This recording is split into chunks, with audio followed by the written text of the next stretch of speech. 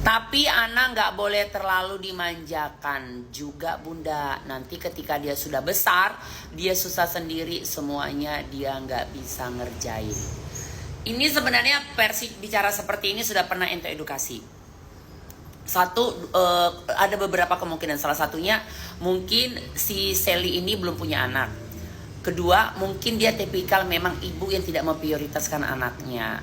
Nggak mungkin, mana tahu kamu, bisa jadi kamu mungkin punya dendam pribadi ataupun ada tipikal genetik yang kayaknya aku nggak dimanja mama, jadi aku nggak usah manjain anak gitu juga ya gitu. Jadi itu mungkin dua hal yang menyebabkan kamu membuat komen seperti ini.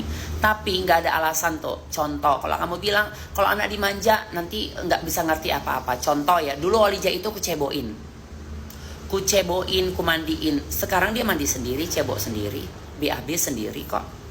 Dulu dia kubopoin, kubedongin, ya kan, kujariin, pakai baju. Sekarang pakai baju sendiri kok. Jadi nggak ada alasan untuk memanjain anak dengan versi seperti ini, nggak ada. Tapi saat kamu memang memprioritaskan anak itu memang yang nomor satu lah buat kamu dalam segala hal. Kamu akan mementahkan semua bicara yang gini. Jadi nggak ada istilah nanti anak nggak akan bisa berdikari, nggak akan bisa jadi dewasa kalau dimanjain. 1000 triliun mama-mama Indonesia itu banyak yang dimanjakan orang tuanya, tapi banyak juga menjadi perempuan-perempuan sukses.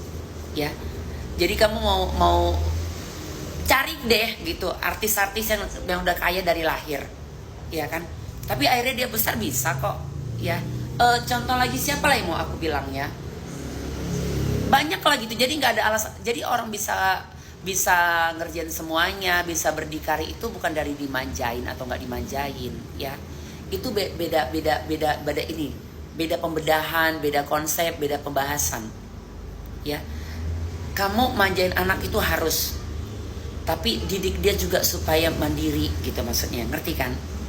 Jadi nggak ada hal tuh dengan manjain anak. Jadi anak jadi nanti maaf kata makan pun nggak bisa, jadi nggak bisa makan sendiri, enggak. Kalau dia bisa kok makan sendiri. Maka kata kalau dia aku tinggal seminggu, dia nggak akan jadi belatung juga gitu. Tapi memanjain anak itu sesuatu momen yang nggak akan pernah terulang. Karena dia nggak akan mungkin kecil lagi, dia nggak akan mungkin bayi lagi, dia nggak akan mungkin jadi kelas 5 SD lagi gitu. Jangan-jangan kita nggak sampai besar sama dia. Tiba-tiba kita mungkin nanti dia SMA sudah meninggal. Jadi kalau kita nggak manjain dia, apa memori dia supaya dia bisa mengirim doa sama kita?